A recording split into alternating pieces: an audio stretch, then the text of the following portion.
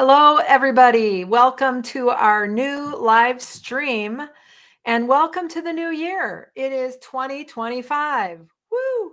So, one of the things that I wanted to start out with was talking to you about an upcoming live cast that Betty is going to have on January 18th. And that live cast will be called Who's in Charge? It will be Saturday, the 18th from 9 a.m. to 1 p.m. And you can go to scientificmetaphysics.org/livecast to register for it. So if you're interested, that's going to be from 9 a.m. to 1 p.m. on January 18th. We're going to be talking about who's in charge and really setting up for a really powerful year. So there you have it. So come on to that, put it on your calendar and come out and participate. And we hope to see you there. So that's going to be live via Zoom with Betty. Do you want to say anything more about that, Betty? Is there a charge for that? Yes, there is. Oh. Of course. I'm waiting to hear. Yeah. So yeah, there is a charge for that. But is there anything more that you want to say? Right now it's an early bird rate and that'll go through Sunday and that it'll go up. So if you want to attend, register now. Anyway, so what else do you want to say about your live stream? Well, it's really a good session on being self-responsible because you see, you are the one in charge all the time. So we talk a lot about what that means and what that looks like. And what Ms. Eddy has had to say supporting that. So it'll be I think it'll be an empowering session. Okay, very good. So any rate, so that's something to just hold on to in the back of your head while we dive into our current topic, which is other is my own self-seeing. So let's dive into this. Just adjusting some things here. So the attempt to confine Christ, that great truth of individual divinity, historically to the magic of the past, robs the now of its Christ. The one divine event, the divinity of humanity, was the happening seen in the only way it could be seen at that period in history. This means that the good, capital G, that I live subjectively and insightfully as mind, is the good that I see objectively as other. In fact, my eye is blind to any good that I am not living self-consciously, insightfully as myself. When the conscious human individuality lives the God idea self-consciously as mind, the belief that the human race exists materially is set aside. There's no possible way of demonstrating self-wholeness, self-dependence, self-responsibility, self-government outside of living my other, God and man, self-consciously as mind, myself. Creating itself through the challenge of daily living. See, through such challenge does the spirit grow. Remember, the demand is always to bear witness to the operation of principle in human affairs. And all of that was taken from Margaret Laird's book, Government is Self-Government, on page 107 and 108. Anything you want to add, Betty? Yeah, I think we forget very quickly as we go through our day-by-day living that the power and the presence that you are is what gives you the experience of daily living that you have. Yep. It's not because something happened out there somewhere. It's who I'm living myself as moment by moment by moment by moment. Right. So you have to inform yourself all the time that my world doesn't occur for anybody but me because I'm in charge. So if I'm sitting around waiting for something to happen out there, I'm going to be sitting around a lot. Right. Right. Very good. Okay, shall we dive into the topics? Let's see. Yeah, from government is self-government. Yep. Yep. And that's Margaret Laird's book, Government is Self-Government. On page 108, she wrote, "My own self-conscious identity is all there is." Yeah, you might say that again slowly. My own self-conscious identity is all there is. There you go. It's all one thing going on, and it goes on right here where I am. Mm-hmm. Yep. Right. I learned from myself, my own divinity or love, that I am, or that I am all that I could want. Yep. So there's nothing outside, just the appearance of other. Well, the appearance of other from my outside is what I have going on. For you, it's what you have going on. There Right. isn't any other out there. There's Right. me with my other, you with your belief of other, but it's all happening for you right where you are.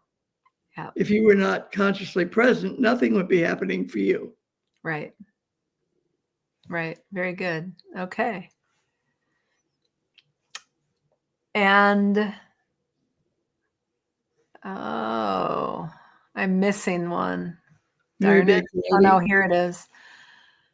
So on Science and Health, page 392, on lines 4 through 7, Mary Baker Eddy wrote, "The identity of the real man, the conscious infinitude of existence, discerned, remains unchanged." Yep. Right? So your identity is intact no matter what. Right. Yep. And mortal belief is all that will ever be lost. Yeah. In fact, all that's ever lost is your beliefs. So my belief in other, my belief in the picture of what's going on and my circumstances and all of that is what the only place that lives is in belief. Yeah. And so it's all yours. Right. If you don't entertain it, it's not there at all. Okay. I wish there were some things I could just be like, no, no, no, no, no, and then they'd be gone. But that's not what we're talking about. It might be. Right. Okay. Now, if anyone here has any comments, questions, anything like that, just type them into your comments and send them on. And we want to hear them. We'll bring them in if we're live. We will bring them in. So right now we're live. So you could put them in there and we'll bring them in. And we love having all of that interaction. So feel free to participate there. And now I'm missing another one. Darn it. Oh, no, here it is. It's just not organized correctly. All right. So in Mind is the Athlete on page 140, you say your world of experience shifts constantly as your perception of your eternal nature expands. Yep. Want to say more about that? Well, sure. Anytime that I really get in touch with a fact about myself, something expands in the way I live. Mm-hmm. Something expands in what occurs for me. Right. Because I'm no longer the person that was in the rut a minute ago. Right. It's a new rut. Right. And that'll disappear, and a new one, and a new one, and a new one. Yeah. Yeah. Now, as areas of discovering yourself at a whole new level beyond the accepted physical model of you that shows up in the mirror. So that's what you're talking about. So if I go back one and say your world of experience shifts constantly as your perception of your eternal nature expands, as areas of discovering yourself at a whole new level beyond the accepted physical model of you that shows up in the mirror. Right. That's how that fits. Yeah.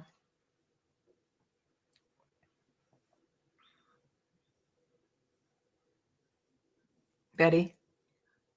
That's how that fits, right? Because otherwise Yeah. it's kind of a funky sentence. Okay. All right. Well, it connected with the previous comment. Your world Right. shifts. Yeah. Yep. Okay. Okay. Very good. All right. Let me check. Okay. So here we do have a question. Good. Here we go. Polly, I've never been clear with this. God is individual, from MBE, from Mary Baker Eddy. Well, God action is man. Are you clear about individuality in your experience of living? Because it's the same thing. I live myself individually according to my own perception all the time. Whatever it looks like, it's all mine. In that sense, can we say that it's all individual? Well, I live individually all the time. And what perception is reception. So my perception, which is highly individual, is my reception, my experience. Who I'm being is what's going on. So we could say that we live a completely personalized to us experience. Well, individualized to us, hopefully Okay. not personal. And that's right. Personal would be a whole different meaning in that sense, but I was thinking a little bit differently. I know. So an individualized experience is what it Yep. always is. Got it. Okay, cool. Let us know if you have a follow-up question or if that brought up any other questions for folks. Yeah, Polly, did we answer what you were asking?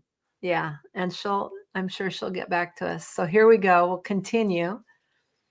In Government is Self-Government on page 108, Margaret Laird wrote, in self-consciously living the beauty and goodness of my world, I can see my world being good and beautiful to me. Yep. So it's the being of goodness and beauty that generates my experience of goodness and beauty. Yeah, and the thing that I've discovered as I go along studying is that if I'm in any way, if I'm speaking the words beauty and goodness, I will experience beauty and goodness proportionate to the time or the amount of thinking in that vein that I do. What living is conscious thought. Living is conscious thought. So I'm always living, and the experience that I call living is shaped by who I'm being all the time. And it changes because, of course, I'm never the same from one moment to the next. Right. So it's like infinity unfolds forever, and there's no repetition. On we go, unless we're stuck in a belief about ourselves. And that kind of hangs in there until you discover it's not true. It's just a belief. Right. And then on you go. Yeah, very good. And Polly came back and said, I like that we have our individual perception. Yep. And then she said, yes, I got it. Great. Thanks, Polly. All right. Now, so in self-conscious living, the beauty and goodness of my world, I can see my world being good and beautiful to me. Unless I am consciously living my own self-divineness, how can divineness be seen, heard, and felt except in the language of negation?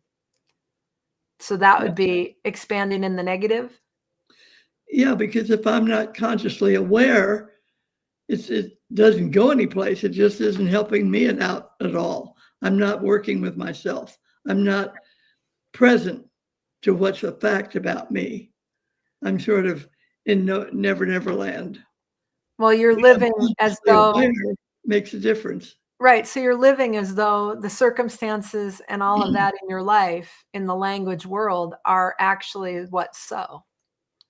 Yeah, and You're are living running. that, yeah, you're living that as fact, is what I'm Yeah, saying. And living in a mistaken belief of yourself. to that extent, yes. Okay. Okay. Now let's see if I can find the next one that doesn't appear to be here. There it is. Okay.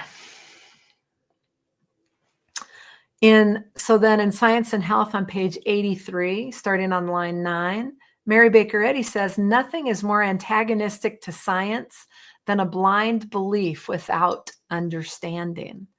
Yep. I would say that nothing is more dangerous anywhere in the world than a blind belief without any understanding, period. Okay.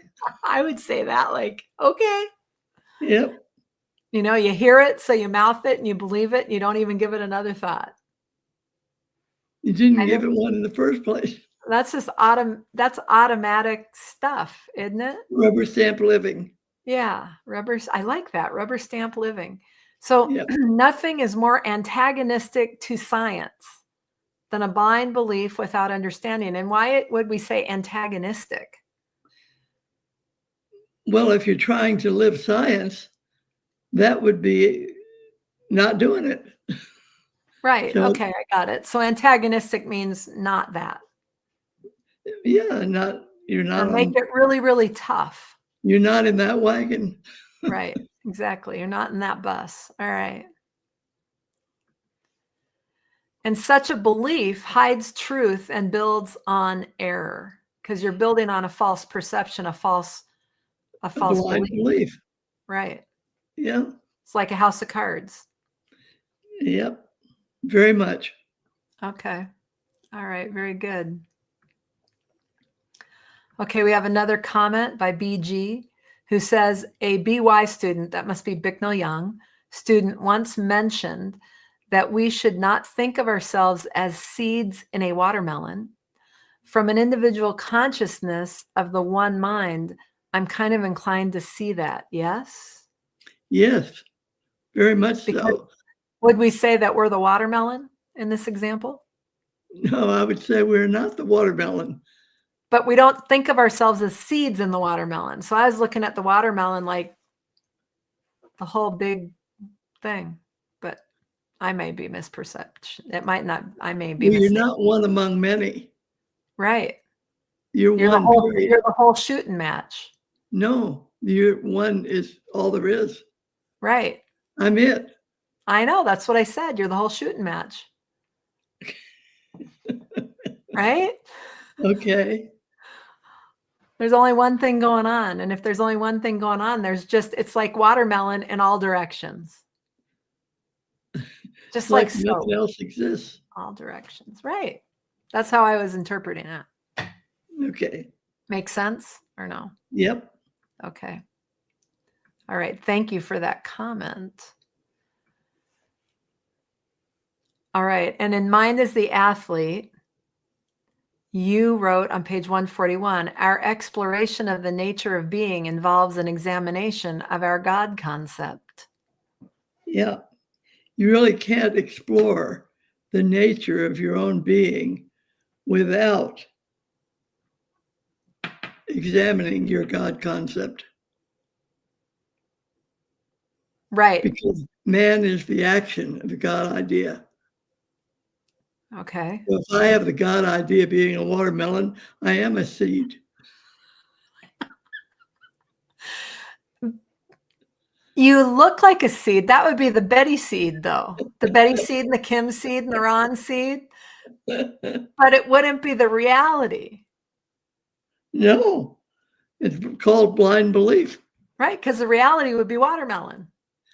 That reality is watermelon, which is Right. blind belief. Right. Okay. Yeah. All right. I'm having fun with this. Okay. And we have another input here from Okay. Carolina who says, when a belief in sickness persists despite a life of yearning to understand and live out from God, good. When moments of pure love are present, when motives feel so pure, what more is needed? It sounds to me, I don't know the whole story there, but it sounds to me like there is something separate from you that you've bought into. A belief in sickness, for instance. What have I bought into that would make me look like I'm not okay? What have I bought into that has me have more than one thing, one power, one presence, one divine perfection presencing?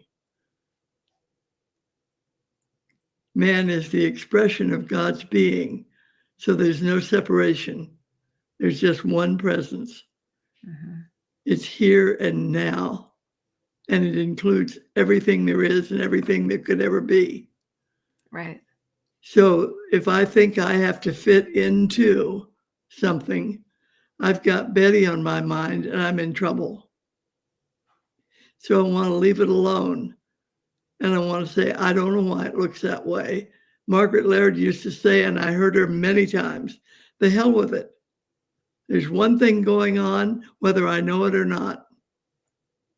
Mm-hmm. And the one thing going on is the ground of perfection, constituting all there is to me. Mm-hmm. If it looks like something uncomfortable, fine, I leave it alone, because the effort to fix it, change it, or heal it gives it an identity it does not have. And from there, you go from bad to worse. Right. So what you want to do is take a look and say, I don't know why that's the dress God's wearing today, but on we go. Instead of, I'm not going to have a blue dress, I'll heal it. You see, when you identify a problem as harmful to you or even helpful to you, you've separated yourself from your own being. I don't know how. I'm trying to think of a way to say that differently. Maybe you'll ask a question and I can respond again. But all being is divine perfection presencing. And this is what it looks like. So I have to leave it alone. I don't have to fix it. I don't have to heal it. I don't have to change it. I have to walk on. All is well. Yep. And Carolina came back and said, I love that. Thank you. Okay. And Sandy Jackson said, whether I feel this health as health or sickness, health is what is. Yep. And it's helpful to know that maybe I shouldn't feel well right now. How would I know how I should feel? But I do know that perfection present is what's going on. Mm-hmm. And I just say, all is well. Whether Yeah. Betty feels it or not is not important, because Right. soon as she sees has nothing to do with her, her feelings will not make any difference. She'll be fine. Uh-huh. And that quote, that 60, 25, 26 is from government also. Yep. Okay. Now let's see. So our exploration of the nature of being involves an examination of the God concept. We read that. I know. And Yeah. this exploration takes place in the realm of consciousness and is wholly mental. Yeah, it's not trying to fix something. Mm-hmm. Really be clear about that. When something makes you uncomfortable or uncertain or isn't pleasant or doesn't meet your need, it's really you talking to yourself saying, hey, wake up. What's really going on here? And that's the way you wake yourself up. Mm-hmm. So it isn't that you have to get rid of something. You have to say, okay, the God idea present, right here, right now. On we go. Perfection functioning perfectly. Mhm.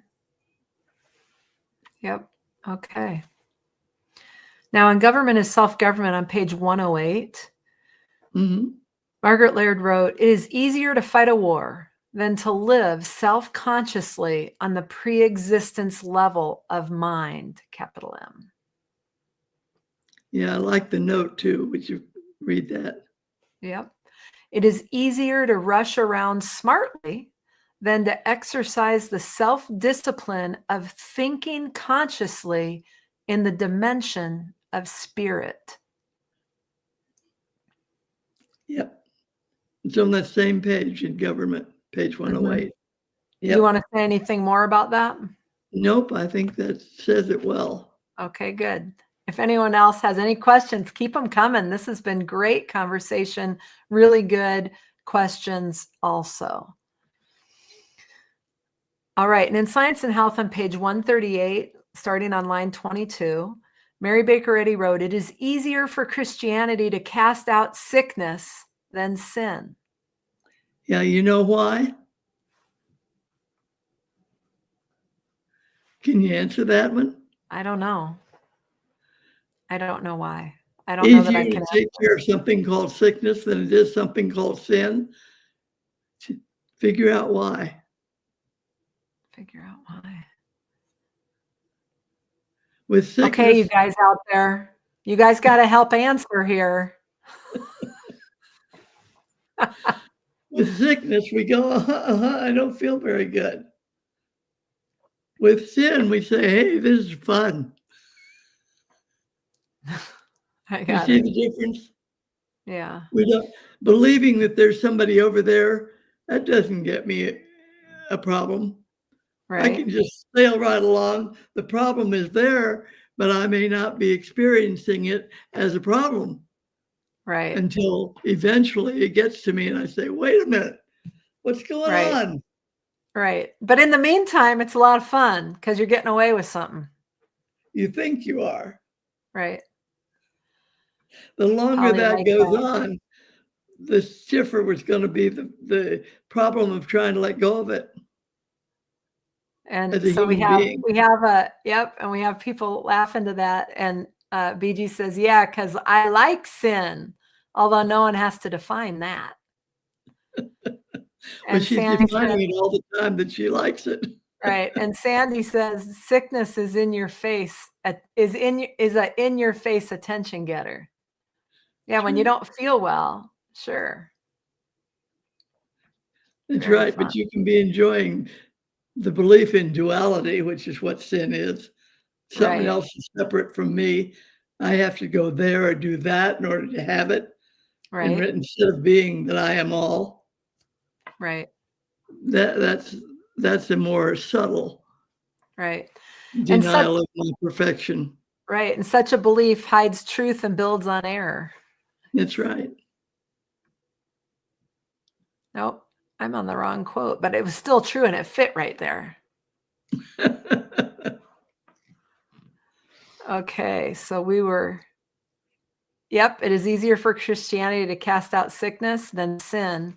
You bet. The sick are more willing to part with pain than sinners are to give up the sinful, so-called pleasures of the senses. So Yep. there we have it. Good participation. Extra points for that. I loved it. All right. And in Mind is the Athlete on page 142, you wrote, "It is a common human failing to mistake language or appearances for fact. Yep. And the change infinity demands generates discomfort only when the finite view of reality is mistaken for reality." Yeah, the way it looks is not the way it is. Right. It's just the way that it looks. Yep. The way it is all its infinite mind. Right. It's not personal. It doesn't have any axe to grind. It's just one thing going on. And you're either walking that path or you're not. And you Right. know it when you're not because it's called, I'm not comfortable. I'm not happy. I don't have enough this or that or something else. or else I don't feel good. You got Right. all the clues. Right. And all it's saying is, who are you being? What's going on? When you can allow it to be with no emotional attachment, no clinging to, no wishing for, all of which deny present perfection, by the way. Mm-hmm. But without any of that stuff present, joy is present, Right. wholeness is present, Yep. fulfillment is present, and on we go. Yeah. Yeah. Very good. All right. So that brings us pretty much back to who wouldn't want to spend January 18th from 9 a.m. to 1 p.m. with Betty Albee in her live cast. So this is your opportunity to register. It's called Who's in Charge? So you can imagine how we're going to have that conversation. But look at grappling with that and getting very, very clear about that. How might your living of yourself and your year and everything else shift? So I invite you to set aside January 18th from 9 a.m. to 1 p.m. Pacific time. And you can go register at scientificmetaphysics.org/livecast. And I want to thank you very much. And we will see you next week, same time, 5 p.m. Pacific, 7 p.m. Central. And until then, go register in the live cast. We'd love to see you there. And that's it. Anything else for you, Betty? Nope, I enjoyed it. All right, very good. We'll see you guys next week.